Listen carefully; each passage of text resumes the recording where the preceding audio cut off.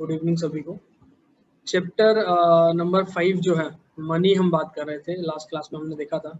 और क्या क्या बातें थी इसमें, हमने कुछ टॉपिक्स जो है इसमें डिस्कस किए थे। अगर आप लोगों को याद नहीं है तो एक बार देख लेते हैं और फिर हम आगे बढ़ेंगे, ठीक है। बार्टर सिस्टम हमने डिस्कस किया था क्या होता है।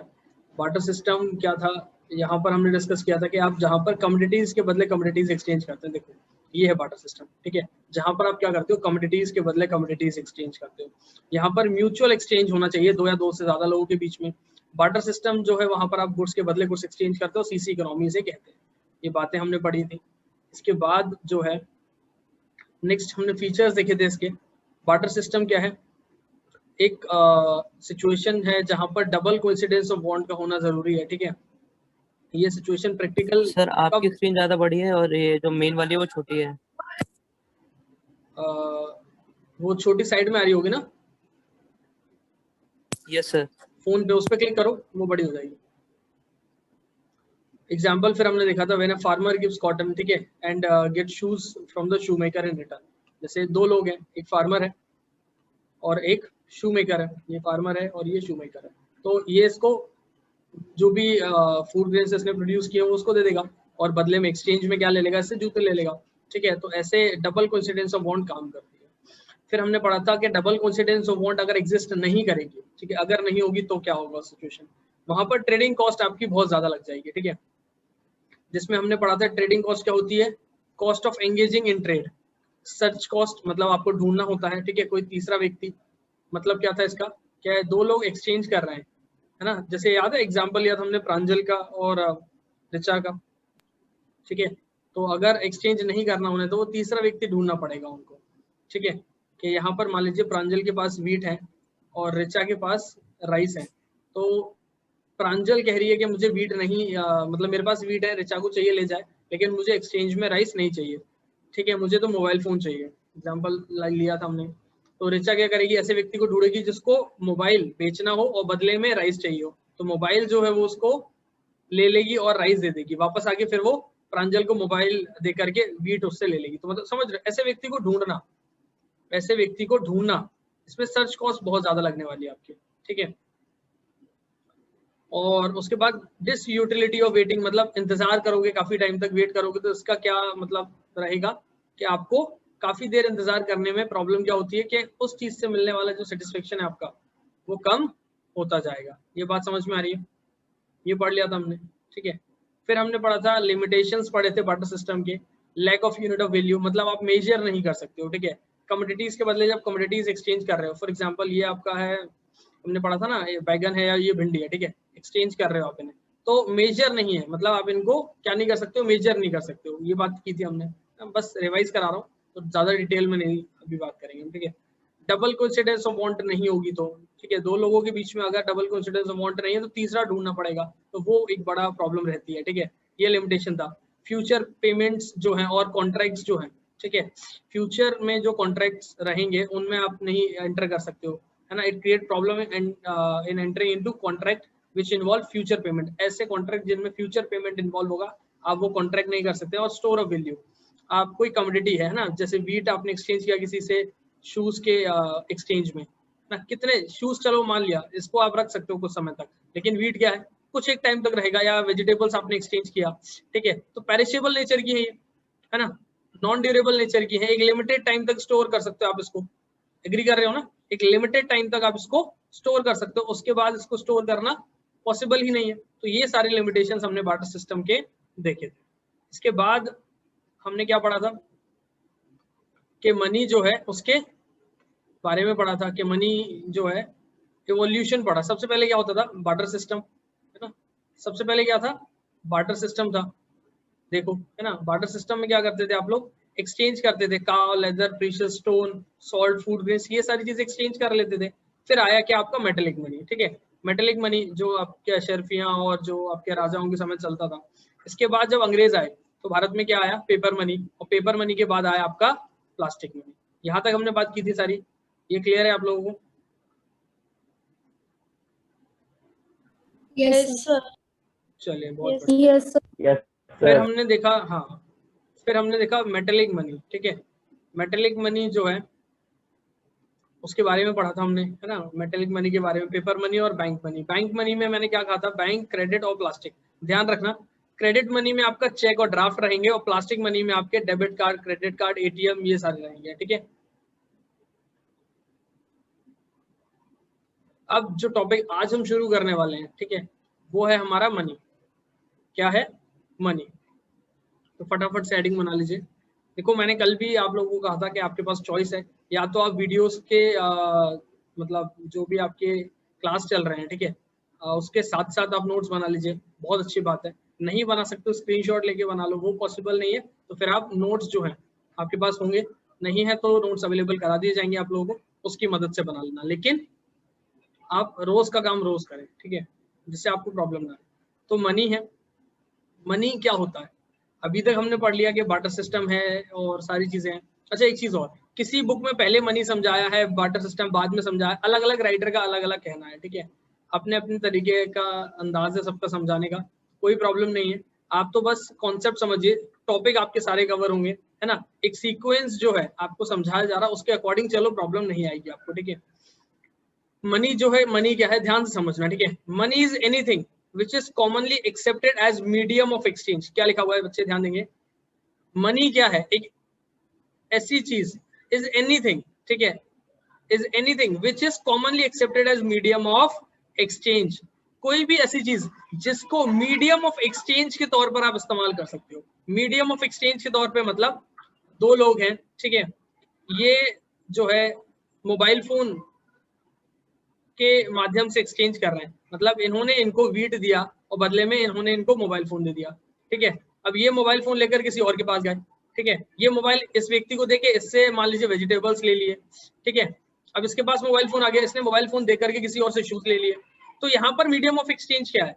यहाँ पर मीडियम ऑफ एक्सचेंज है आपका मोबाइल, ठीक है। तो कोई भी ऐसी चीज, ध्यान से सुनना, कोई भी ऐसी चीज जो आपका मीडियम ऑफ एक्सचेंज बन जाती है, जिसकी मदद से आप क्या कर सकते हो, खरीदारी कर सकते हो, लेन देन कर सकते हो, परचेज और सेल कर सकते हो, ठीक है, बोरो कर सकते हो किसी से, सारी बातें, ठीक है। फिर क्या लिखा हुआ, अ यूनिट ऑफ वैल्यू, ध्यान से समझना, अ यूनिट ऑफ वैल्यू और यूनिट ऑफ अकाउंट हमने पढ़ा था, है ना। यूनिट ऑफ वैल्यू का क्या मतलब था कि जिसको क्या किया जा सके, जिसको मेजर कर सके हम, ठीक है, जिसकी कोई वैल्यू हो, ठीक है, जिसकी कोई वैल्यू है जिसे हम मेजर कर सकते हैं।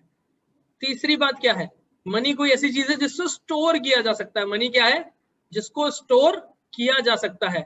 बार्टर सिस्टम में हमने क्या पढ़ा, कमोडिटीज जो है उसे स्टोर नहीं कर सकते हैं, ठीक है, लेकिन मनी जो है उसको स्टोर किया जा सकता है। तीन चीजें। चौथी चीज क्या लिखी है, means for standard of deferred payment, मतलब कोई भी ऐसी चीज जिसमें आप फ्यूचर कॉन्ट्रैक्ट जो है, फ्यूचर के जो कॉन्ट्रैक्ट्स हैं वो और उनसे मिलने वाले पेमेंट जो हैं वो आपके पॉसिबल रहे, तो डिफर्ड पेमेंट ये होता है, ठीक है। मतलब क्या, मनी एक ऐसी चीज है जिसमें मीडियम ऑफ एक्सचेंज पॉसिबल होता है, यूनिट ऑफ वैल्यू पॉसिबल होता है, स्टोर ऑफ वैल्यू होता है जिसमें, और फ्यूचर कॉन्ट्रैक्ट से मिलने वाला पेमेंट पॉसिबल होता है। ये चार बातें यहाँ पर बताई गई। समझ में आया मनी क्या है? Yes sir. Yes sir. जी, जैसे आपका 100 रुपए का नोट है एग्जाम्पल, ठीक है। अब देखो, मीडियम ऑफ एक्सचेंज है ना, आप उससे रिचार्ज करा लो, रिचार्ज जिसको जिससे व्यक्ति से कराया आपने, वो मार्केट में जाके किसी और से उसका ब्रेड खरीद लेगा, जिसने ब्रेड खरीदा उसके पास नोट पहुंचा तो उससे शूज खरीद लेगा। मतलब ये 100 रुपए जो इसकी एक मीडियम ऑफ एक्सचेंज है ना, किसी भी चीज के बदले इसको एक्सचेंज किया जा सकता है। समझ में आ रहा है? पहला, ठीक है, वही नोट उसकी यूनिट ऑफ वैल्यू है, कितनी वैल्यू, 100 रुपए के नोट की 100 रुपए वैल्यू है, ठीक है। स्टोर कर सकते हो आप इसको, पॉसिबल है, ठीक है। और कॉन्ट्रैक्ट अगर कोई है तो वहां पर फ्यूचर में पेमेंट पॉसिबल है, ठीक है। ये सारी बातें यहाँ पर हो रही हैं। तो मनी क्या है, समझ में आया होगा। और एक और डेफिनेशन है, money is what money does, मतलब जो मनी के तौर पर यानी मीडियम ऑफ एक्सचेंज के तौर पर इस्तेमाल किया जा सके, हर उस चीज को मनी कह सकते हैं आप, ठीक है। अब फंक्शंस होते हैं किसके, मनी के, ध्यान से सुनिएगा। प्राइमरी फंक्शंस होते हैं और सेकेंडरी फंक्शंस होते हैं। दो प्राइमरी फंक्शन है और दो सेकेंडरी फंक्शन है मनी के। पहला प्राइमरी फंक्शन है यूनिट ऑफ वैल्यू, मतलब मनी जो है ना, अभी हम एग्जांपल ले रहे हैं 100 रुपए का, तो इसमें क्या है, यूनिट ऑफ वैल्यू, इसकी कुछ ना कुछ वैल्यू है, ठीक है। इसको मीडियम ऑफ एक्सचेंज के तौर पर आप इस्तेमाल कर सकते हो। फ्यूचर पेमेंट्स की बात संभव है, यहाँ पर पॉसिबल है, ठीक है। डिफर्ड पेमेंट्स पॉसिबल है, है ना, फ्यूचर कॉन्ट्रैक्ट से मिलने वाली जो पेमेंट है वो, और स्टोर ऑफ वैल्यू। ठीक है, ये चारों बातें क्लियर है। मतलब मनी क्या होता है, ठीक है, उसमें चार कौन कौन से फंक्शंस हैं। डेफिनेशन अगर आप गौर से देखोगे तो डेफिनेशन के अंदर इन चारों फंक्शंस को रखा गया है। यहाँ पर जो फंक्शंस है, दो प्राइमरी दो सेकेंडरी, मनी की डेफिनेशन के अंदर। आई होप मीनिंग आपको इसका समझ में आया होगा। आगे बढ़ते हैं। मनी के बाद इसके फंक्शंस को डिटेल में डिस्कस करेंगे हम, है ना। Money as a unit of value और मेजर ऑफ वैल्यू, क्या लिखा हुआ देखो, it is the unit of account in terms of which the value of money of all goods and services measured and expressed। मतलब money कोई भी वो चीज है, ठीक है, जैसे 100 रुपए है एग्जाम्पल के लिए हम लेकर चल रहे हैं। मनी कोई भी वो चीज है जिससे हम किसी भी चीज की वैल्यू को मेजर कर सकें। ठीक है, अब मान लीजिए एक आपको एग्जाम्पल ले रहे हैं, एक पेन लेकर आना है तो उसकी एक वैल्यू होगी ना, इन टर्म्स ऑफ मनी कितनी रुपए होगी, जैसे 10 रुपए है। ठीक है, एक नोटबुक लेकर आना है, उसकी एक वैल्यू है example 40 rupees. In terms of money उसकी कुछ ना कुछ वैल्यू होगी। मतलब मनी क्या चीज है, एक ऐसी चीज जहां पर आप सारे गुड्स एंड सर्विसेज को क्या कर सकते हो, उसके फॉर्म में मेजर कर सकते हो, एक्सप्रेस कर सकते हो, बता सकते हो। यहाँ तक क्लियर है। और देखो, in other words money is the value of each goods और सर्विसेज। ठीक है, मनी क्या है, हर चीज की, ठीक है, और हर सर्विस की, सेवा जिसे कहते हैं, गुड्स एंड सर्विसेज की जो वैल्यू है वो मनी होती है, which is expressed as its price। Price समझते हैं ना, कोई चीज मनी है आपका।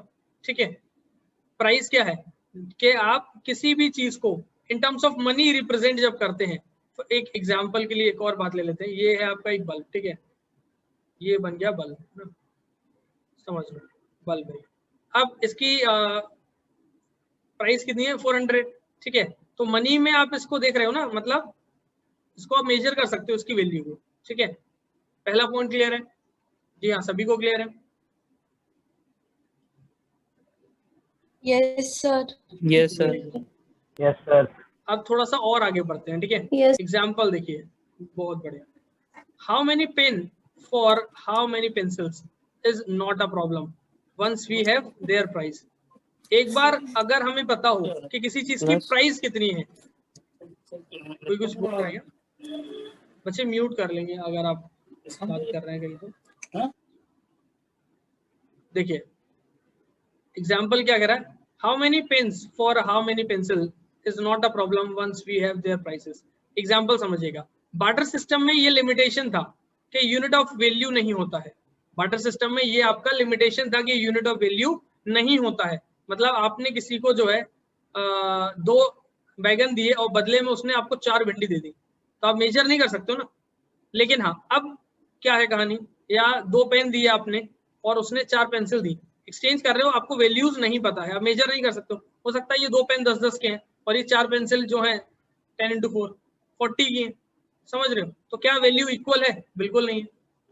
बार्टर सिस्टम में ये प्रॉब्लम आती थी। लेकिन अब हमें पता है कि 2 पेन है अगर 10 और 10 के, तो पेंसिल भी हमें कितनी रखनी है, 10 और 10 की 2। बात समझ में आ रही है ना? ये 5 की 4 कितना हो जाएगा, 20। मतलब आप समझ पा रहे हो ना, 2 कमोडिटीज को यहाँ पर इन टर्म्स ऑफ मनी देखा जाए तो किसके बराबर में दूसरा कितना है, ये आप पता कर सकते हो। यहाँ पर प्राइस जो है बहुत इंपॉर्टेंट रोल प्ले कर रहा है। ठीक है, नेक्स्ट क्या है, अ मीडियम ऑफ एक्सचेंज। किसी का ध्यान कहीं और है अगर तो पढ़ने पे आ जाओ वापस से। ठीक है, बातें बाद में कर लेना, टीवी बाद में देख लेना, नोटिफिकेशन फोन में बाद में देख लेना, है ना।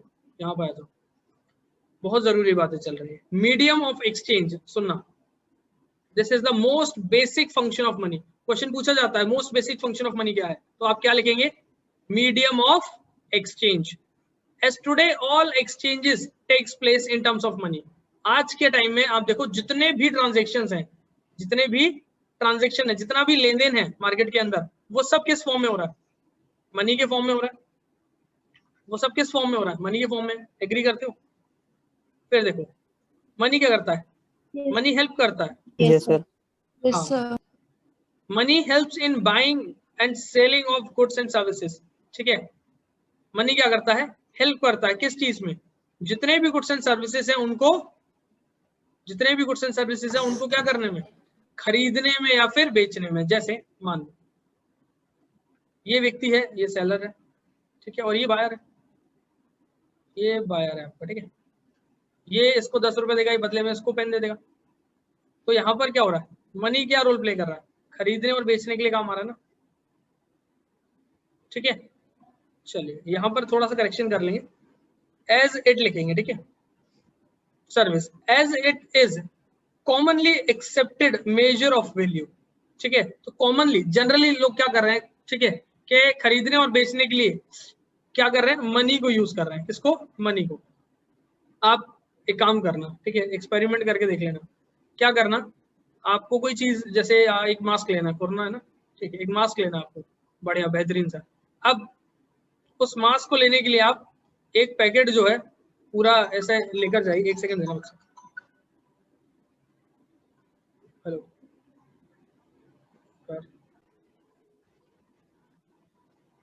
जी हाँ। तो इस commonly accepted measure of value money has solve the problem of double coincidence of bond. बहुत बढ़िया बात है, ठीक है। क्वेश्चन कैसे आते हैं समझना, कि जो आपका डबल कोइंसिडेंस ऑफ बॉन्ड वहां पर बार्टर सिस्टम में हो रहा था ना, वो यहाँ पर मनी ने क्या कर दिया, सॉल्व कर दिया। तो क्वेश्चन आपसे पूछेगा कि मनी ने बार्टर सिस्टम से ओवरकम, मतलब जो उसके प्रॉब्लम थे उससे बाहर कैसे आया वो, ठीक है। आप क्या क्या बातें करोगे, मीडियम ऑफ एक्सचेंज जो है, डबल कोइंसिडेंस ऑफ बॉन्ड, इन सारी प्रॉब्लम से बाहर आ गया वो। क्यों, वहां पर पहले क्या होता था, आपको एक्सचेंज करना है तो तीसरा व्यक्ति ढूंढना पड़ता था। अगर आपके दो लोगों के बीच में डबल कोइंसिडेंस ऑफ बॉन्ड नहीं है तो तीसरा व्यक्ति ढूंढना पड़ता था। लेकिन यहाँ पर प्रॉब्लम ही नहीं है, झंझट खत्म है वो वाला। क्यों है ऐसा, क्योंकि आप क्या करोगे, जिससे सामान लेना उसको पैसों में सामान ले लो, खरीद लो और बेच लो, फिर जो पैसा आएगा उससे कहीं और जाके खरीद लो। सिंपल हो गई कहानी। पहले क्या होता था, सामान के बदले सामान देना, सामने वाले को जो चाहिए वो कहीं और से ढूंढ के लाओ। मतलब क्या है कि ये प्रांजल है, ठीक है, हम जो एग्जांपल लिए थे लास्ट क्लास में उसी को अगर हम कंटिन्यू करें, ये रिचा है ना, इसको ये वीट देने को एग्री है, लेकिन बदले में इसको राइस नहीं चाहिए, इसको क्या चाहिए था, मोबाइल फोन चाहिए था। तो ये तीसरा व्यक्ति जो है रिचा इसके पास जाकर इसको राइस देकर मोबाइल फोन लेकर फिर प्रांजल को दिया होगा, ठीक है। ये सब प्रॉब्लम हुई होगी। लेकिन अगर मनी है तो अब मनी होने का फायदा क्या है, देखो ये सारी चीजें हटा दो एक सेकंड के लिए, ठीक है। मनी है तो फायदा समझो, क्या हुआ होगा कि ये प्रांजल है, ये रिचा, इसने क्या किया, रिचा ने प्रांजल से क्या कर दिया, वीट चाहिए था तो वीट खरीद लिया पैसों के एक्सचेंज में, ठीक है, मनी के एक्सचेंज में। प्रांजल के पास पैसे आ गए, कहीं और से जाके इसने मोबाइल परचेज कर लिया। और अगर वीट भी चाहिए किसी को, इस व्यक्ति को जो तीसरा है, तो वो पैसों से जाकर इससे खरीद लेगा। सिंपल है ना, या कहीं और से खरीद लेगा। तो मनी ने क्या कर दिया, ये जो डबल कोइंसिडेंस ऑफ बॉन्ड की प्रॉब्लम होती थी इसको सॉल्व कर दिया, ठीक है। चलिए आगे बढ़े।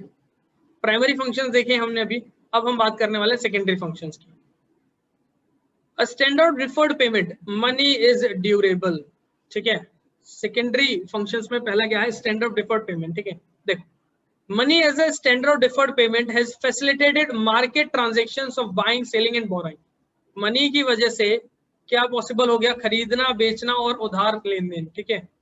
मनी जो है वो उसने पॉसिबल कर दिया क्रेडिट ट्रांजैक्शंस को। हमने लास्ट क्लास में बात की थी ना कि क्रेडिट ट्रांजैक्शंस पॉसिबल नहीं होते थे, क्रेडिट ट्रांजैक्शंस पॉसिबल नहीं होते थे। पहले व्यक्ति विश्वास नहीं करता था इतना कि आप सामान अगर एक्सचेंज कर रहे हो तो जो है आपके पास वो दे जाओ, गेहूं के बदले चावल है, दाल है, जो है वो दे जाओ, ठीक है।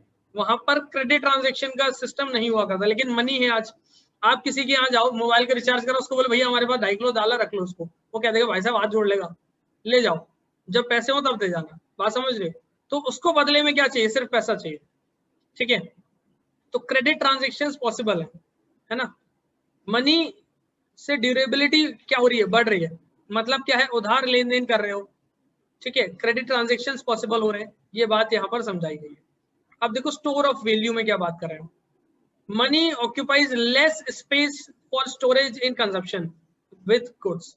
मतलब क्या है, आप कहीं पर बहुत सारे गुड्स, मान लो गेहूं लेकर आए हो किसी से एक्सचेंज करके, उसको रखने के लिए पूरा एक रूम चाहिए एग्जांपल के लिए, ठीक है। और वहीं पर आपने वो गेहूं की कीमत 1 लाख रुपए, 1 लाख रुपए को रखने के लिए कुछ नहीं है, जेब में डाल के घूम सकते हो तुम, समझ रहे हो। तो गुड्स के कंपैरिजन में जो मनी है उसमें स्पेस की जो है जरूरत बहुत कम पड़ती है, पहला। दूसरा, मनी जो है एक एसेट है, ठीक है, जिसको आप स्टोर कर सकते हो, फ्यूचर में जो आपको काम आ सकती है। वीट जो है कितना ही रख लोगे उसको, 2-4 महीने से ज्यादा आप बिना दवाइयों के उसको स्टोर नहीं कर सकते हो, ठीक है। बहुत से बहुत दवाइयों के साथ भी करोगे तो 1 साल से ज्यादा नहीं कर सकते हो, पहले ये सब फैसिलिटीज होती नहीं थी। अब देखने की बात क्या है यहाँ पर कि मनी है अगर, तो उसको 100 का नोट है आपके पास, 1000 का नोट है, हालांकि ये नहीं, 2000 का मान लो, 2000 का नोट है, उसको गड्ढे में तुम रख दो ले जाकर के किसी में, या कहीं पे ही ले जाकर के रख दो उसको, किसी लॉकर में रख दो ले जाकर, 10 साल 20 साल बाद निकालो वो नोट वैसा का वैसा ही रहेगा। ठीक है, गेहूं जो है उसको 10 साल रख दो, उनकी वैल्यू 0 हो जाएगी, लेकिन 2000 के नोट की वैल्यू 2000 ही रहेगी। बात समझ रहे हो, स्टोर ऑफ वैल्यू है वहां पर, उसकी स्टोर भी कर सकते हो और उसकी वैल्यू पर भी कोई फर्क नहीं पड़ेगा। ठीक है, because it's value remain constant, और उसकी वैल्यू भी कांस्टेंट रहेगी गुड्स के कंपैरिजन में अगर देखा जाए तो। एक और बात समझते हैं, जो लिमिटेशंस में आपका वाटर सिस्टम के हो और मनी के फंक्शंस में काम करता है। मैंने क्या बताया था, याद है क्या? एक गाय है मान लो, ठीक है, ऐसे करके बना रहे हैं कुछ तो भी है, ये एक गाय है, ठीक है। अब आपको मान लीजिए ये आपको आपके पास ये गाय है, आपको 2 चीजें खरीदनी है, वीट परचेज करना है और शूज परचेज करने हैं। एक गाय से 2 चीजें कैसे कर सकते हो? ठीक है, पॉसिबल नहीं है ना, एक ही गाय है, या तो किसी एक को ही दोगे, 2 व्यक्तियों को दिया नहीं जा सकता वो चीज। ठीक है, एक ही गाय है वो, है ना, गाय जो है उसको एक ही बंदे को देके एक्सचेंज कर सकते हो, पॉसिबल नहीं है। लेकिन आपके पास मनी है, ठीक है, रुपए है आपके पास। अब पॉसिबिलिटी क्या है यहाँ पर, मान लो 2000 का नोट है, इसके 1000 के या 500 के 4 कर लो, आराम से आपको जितनी जगह सामान खरीदना है उतने पार्ट्स में इसको आप उतना जो है इसको चेंज करके आराम से परचेज कर सकते हो। तो मनी में ये एक बेनिफिट और है। यहाँ तक पॉइंट समझ में आ रहे हैं ना सारे, क्या कहानी चल रही है, समझ पा रहे हो? यहाँ तक क्लियर है? Yes, sir.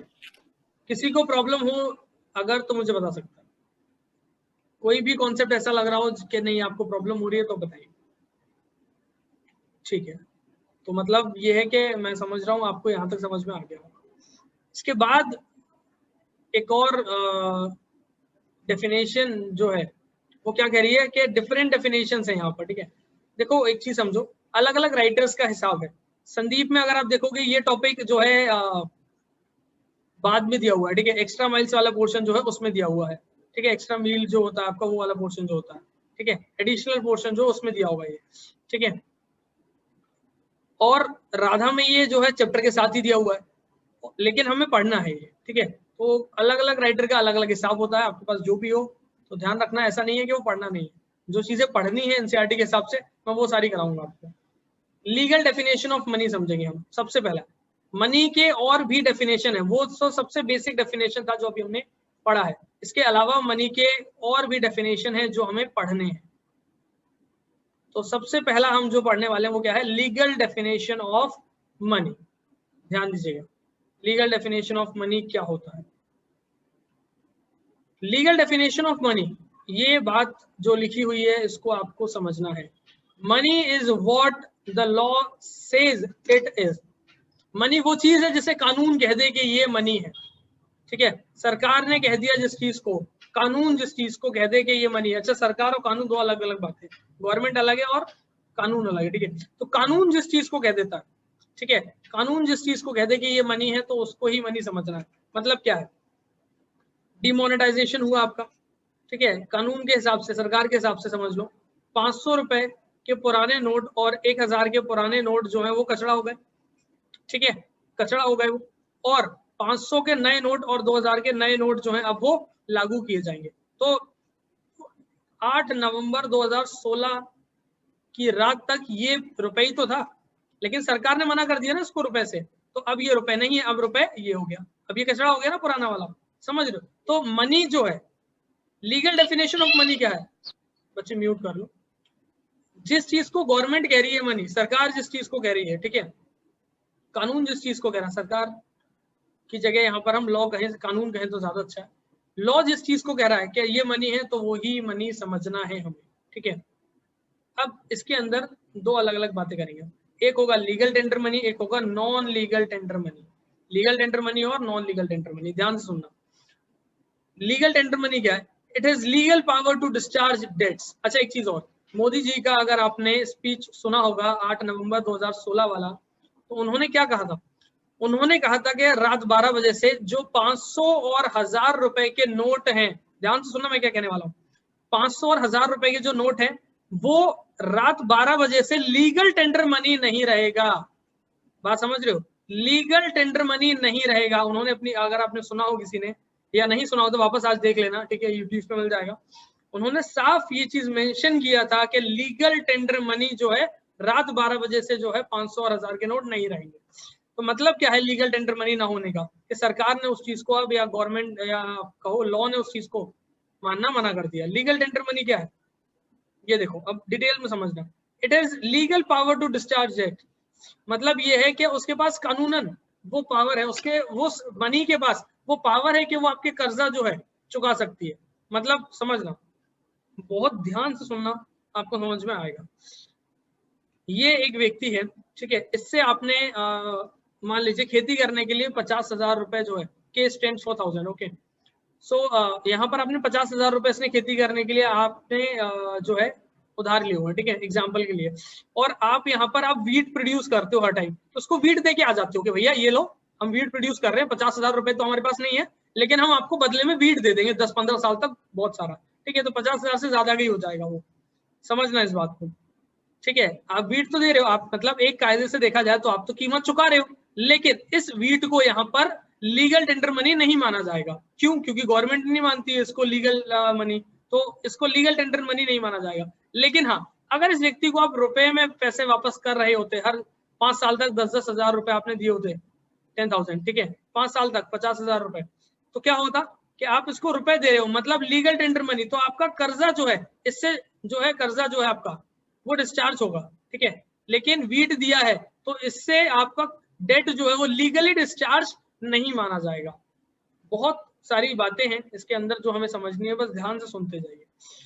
Next, a creditor who refuse it is not legally entitled to receive anything else in payment of an existing debt from the debtor। मतलब क्या है कि जो जमींदार जिससे आपने पैसे लिए थे अभी, ठीक है, जो कर्जदार जिसके आप थे, जिससे पैसा लेकर आए थे, अब क्या है कि अगर वो रुपए लेने से मना करता है ना, तो कोई और चीज जो उसका कर्जा है उसको आप किसी और चीज से चुका ही नहीं सकते हो, है ना। यही बात यहाँ पे लिखी हुई है कि आप जिससे पैसा लेकर आए, अगर वो रुपए लेने से मना करता है, legal money, legal tender money लेने से मना करता है, तो कोई और चीज ऐसी है ही नहीं जो उसके डेट को चुकाना जिस चीज से संभव हो सकता है। ये समझ में आई दोनों बातें? Yes, sir. Yes sir. Very good. अब देखिए, इट इज ऑल्सो कॉल्ड, क्या लिखा हुआ है ये,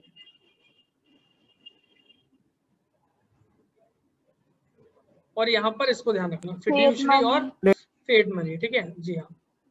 यहाँ पर फिड्यूशरी को और यहाँ पर फेड मनी को, क्यों दोनों बातें जरूरी है देखते हैं। Because it serves as money on the order of the government. क्या लिखा हुआ है कि ये वो रुपया है जो सरकार के कहने से काम करता है, लीगल टेंडर मनी। अब देखो मैं बार बार कहाँ लेके आ रहा हूँ आपको, लीगल टेंडर मनी जो है वो सरकार के कहने पर काम करता है। ये बात समझ में आ रही है आपको? लीगल टेंडर मनी कौन सा है? जो सरकार के या लॉ के कहने पर काम कर रहा है, ठीक है। लीगल टेंडर मनी के अंदर ये 3 बातें हमने समझी हैं, और मुझे लगता है आप लोगों को यहाँ तक समझ में आया होगा। किसी को कोई प्रॉब्लम यहाँ तक? No sir. बहुत बढ़िया, बहुत बढ़िया। चलिए सर, तो अब हम आगे बढ़ेंगे और नॉन लीगल टेंडर मनी को देखेंगे। तो फटाफट से पहले रिज्वाइन करिए, फिर आगे बढ़ते हैं।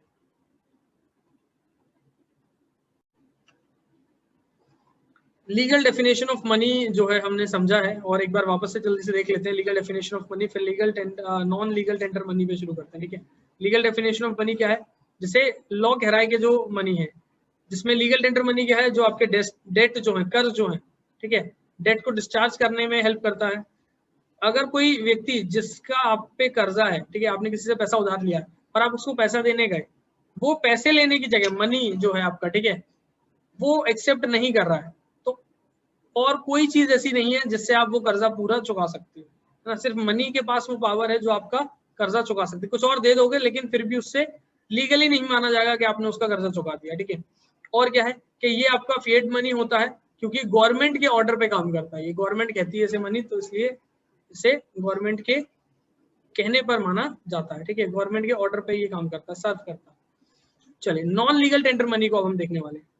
This money is accepted on the basis of trust on the issuer.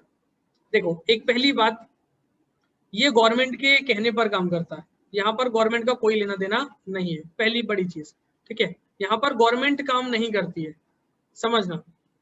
This money is accepted on the basis of trust on the issuer. Issuer कौन है अभी इस पर आएंगे हम, ठीक है। पहले आगे बढ़ते हैं थोड़ा, फिर वापस बात करेंगे। It is also called optional of fiduciary money. एक बात समझो, ऑप्शनल मतलब समझ में आ रहा ना, जहां पर आपके पास ऑप्शन होगा, कंपल्शन कुछ नहीं है। यहाँ पर जो व्यक्ति है उसको रुपए मिल रहे हैं, नोट मिल रहे हैं, तो उसके पास कंपल्सरी है कि वो नोट के फॉर्म में ही लेगा, ठीक है। मना नहीं कर सकता, ऑप्शन नहीं है वो गेहूं की चावल या पैसे की जगह वो दाल ले ले, पैसे की जगह पैसे ही लेगा वो, ठीक है। लेकिन यहाँ पर ऑप्शनल है, यहाँ पर फिड्यूशरी मनी है, मतलब as it is accepted as money on the basis of trust. Fiduciary क्यों है? क्योंकि ये ट्रस्ट के बेसिस पर, सामने वाले पे जो भरोसा है आपका, उसके हिसाब से काम करता है ये। अब समझो क्या क्या हुआ इसके अंदर। आपका पेपर मनी, सुनना मेरी बात, इस वाले के अंदर आपका पेपर मनी प्लस कॉइन्स आते हैं, ठीक है। पेपर मनी और कॉइन्स आते हैं इसमें, ठीक है। पेपर मनी और कॉइन आते हैं, ठीक है। और इस वाले में देखो credit instruments, it include credit. Credit मतलब उधार वाली बात हो रही है। तो कौन कौन से होते हैं? ड्राफ्ट, बैंक में अगर आप लोगों ने देखा हो तो ड्राफ्ट होता है, चेक होता है, बिल्स ऑफ एक्सचेंज होता है। ये तीनों चीजें जानते हैं ना आप लोग? चेक, ड्राफ्ट और bills of exchange. Yes sir. हाँ, तो ये तीन चीजें हैं, क्या क्या? It includes credit instruments such as draft, cheque, bills of exchange. तीन बातें समझिएगा, ठीक है। अब मेरी बात ध्यान सुनना, क्या बात करने वाला हूं मैं, है ना। देखो, ये आप हो, ये एक कोई ऐसा व्यक्ति है जिसपे आपको भरोसा नहीं है, ठीक है। जो एक व्यक्ति है, मतलब कुछ भी नाम दे दो उसका, ठीक है, जॉन दे दो। और ये आप हो, ठीक है, आपका नाम मान लो क्या है, मोहन। तो जॉन जो है आपके पास आया और बोला मुझे 10,000 रुपए का सामान जो है उधार दे दो, क्रेडिट पर दे दो। मेरे पास पैसे नहीं है, लेकिन मैं बदले में आपको चेक दे देता हूँ, चेक दे देता हूँ या बिल्स ऑफ एक्सचेंज या ड्राफ्ट दे देता हूँ। आपको उस पर भरोसा नहीं है, तो आप उससे चेक, बिल्स ऑफ एक्सचेंज या ड्राफ्ट एक्सेप्ट करोगे या नहीं करोगे? हाँ या ना? सर नहीं करेंगे। कौन सी चीज है, क्यों नहीं करोगे? रीजन क्या हो सकता है इसके पीछे? कि आप अगर उससे चेक एक्सेप्ट कर लो और हो सकता है उसके बैंक में पैसे ना हो, सामान लेके गायब वो आपका, समझ रहे हो। ट्रस्ट ना होने की सिचुएशन में ये होगा। लेकिन कोई ऐसा व्यक्ति जिसपे आपका ट्रस्ट है, भरोसा है, वो अगर आपको चेक देगा, ड्राफ्ट या बिल्स ऑफ एक्सचेंज देगा, तो आप तुरंत एक्सेप्ट कर लोगे, ठीक है। लेकिन यहीं पर अगर जॉन जो है वो मोहन को कैश में या पेपर मनी या कॉइन, कुछ भी कह लो, इस फॉर्म में पेमेंट करता, तो मोहन को कोई प्रॉब्लम होती क्या एक्सेप्ट करने में? कोई प्रॉब्लम नहीं थी। No sir. हाँ, आराम से एक्सेप्ट कर सकता था। तो लीगल टेंडर मनी में कोई प्रॉब्लम नहीं है पैसा लेने में। लेकिन नॉन लीगल टेंडर मनी जो है किस पर चलता है? इशूअर। इशूअर कौन है यहाँ पर? जॉन वो चेक इशू कर रहा है ना, बात समझ रहे हो। इशूअर के ट्रस्ट पे कहानी यहाँ पर चली जाती है, ठीक है। ट्रस्ट बहुत इंपॉर्टेंट रोल प्ले करता है, ठीक है। ये समझ में आई है पूरा, मतलब लीगल टेंडर मनी और नॉन लीगल टेंडर मनी समझ में आया क्या? पूरा अच्छे समझ में आया? Yes sir. Yes sir. Yes sir. चलिए सर आगे बढ़ते हैं। और बहुत बढ़िया मजेदार बात करनी है अब हमें। लीगल टेंडर मनी पढ़ने वाले हम, लीगल टेंडर मनी, ठीक है। और उसके साथ हम उसके टाइप्स पढ़ने वाले हैं। तो लीगल टेंडर मनी क्या है? जिसको गवर्नमेंट कह रही है, ठीक है, लॉ जिसे कहता है। और उसके टाइप्स क्या है? फिर दो टाइप होते हैं उसके, एक होता है लिमिटेड लीगल टेंडर मनी और एक होता है अनलिमिटेड लीगल टेंडर मनी। क्या क्या कहा मैंने? एक होता है लीगल टेंडर मनी, ठीक है, जिसके दो पार्ट होते हैं, जिसमें एक लिमिटेड होता है और एक अनलिमिटेड होता है। ये बात समझ में आ रही है बेटे? Yes sir. बहुत बढ़िया, बहुत बढ़िया। यही एनर्जी चाहिए मुझे, है ना आदित्य? ठीक है, चलो बहुत अच्छे। लिमिटेड लीगल टेंडर मनी समझिएगा, बहुत ध्यान से सुनना बच्चे। अब इसके पीछे एक दो चीजें और हैं जो आप लोगों को मार्केट में फेस करनी पड़ती होंगी, लेकिन आप उस चीज के पीछे का रीजन नहीं जानते होंगे, ठीक है। तो देखो, लिमिटेड लीगल टेंडर मनी क्या है? आप मार्केट में जाओ, इसको छोड़ दो 2 मिनट, आप मेरे बस जो एग्जांपल उसको सुनो। आप मार्केट में जाओ, एक बड़ा सा डब्बा लेना, ठीक है, और उसके अंदर बहुत सारे कॉइन भर लो, ठीक है। आप मान लो एक मोबाइल फोन लेने गए हो और उसमें एक डब्बे के अंदर आपने 10,000 रुपए रखे हुए सिर्फ कॉइन के फॉर्म्स में, कॉइन के फॉर्म में आपने 10,000 रुपए रखे हुए हैं और आप दुकान वाले को ले जाके कॉइन दो और उसको बोलो मोबाइल दे दो मुझे, क्या वो आपको मोबाइल देगा, हाँ या ना? नहीं देगा। नहीं देगा सर, क्यों नहीं देगा, क्यों नहीं देगा?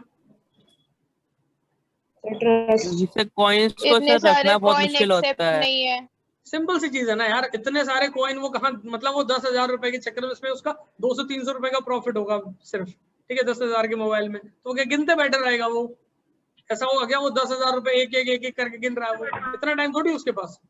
तो वो क्या कर देगा, सीधे से बोल देगा भाई साहब अपने रुपए वापस ले जाओ, हमें नहीं बेचना मोबाइल, ठीक है। लेकिन वहीं आप 10,000 रुपए के लिए आप जो है 2,000 के 5 नोट लेकर जाओ एकदम मस्त कड़क, ठीक है, गरम गरम, तो क्या वो मोबाइल देगा आपको? जी हाँ, वो आपको मोबाइल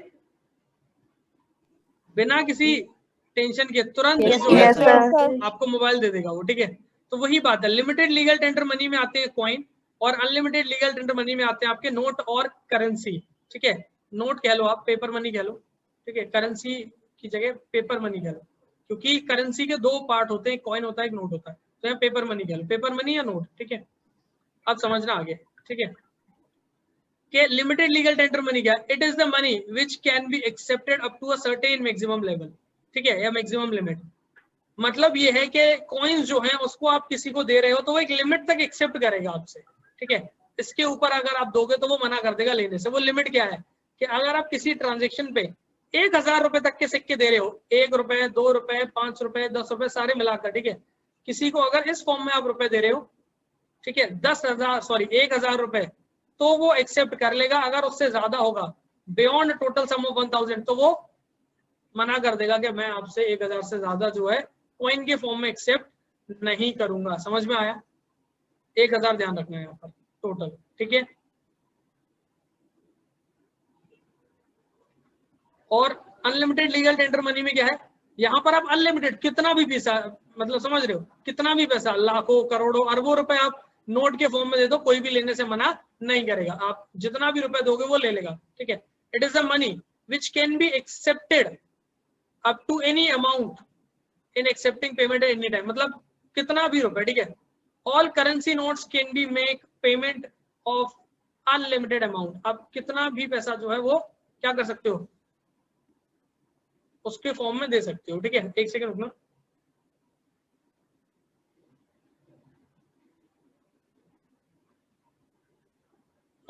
आप अच्छा, गौरव कह रहा है सर अगर हम ईएमआई के फॉर्म में दें, ठीक है, किस चीज के, कोर्ट की कंपनसेशन में ना, ठीक है, कोर्ट को कंपनसेशन देना, ठीक है। किसी मान लो आपने कुछ भी किया, ठीक है, जैसे बिजली चोरी कर ली आपने, या फिर आपने ट्रैफिक रूल्स फॉलो नहीं, कुछ भी है, किस चीज का कंपनसेशन देना, ठीक है, तो ईएमआई के फॉर्म में देना है ना।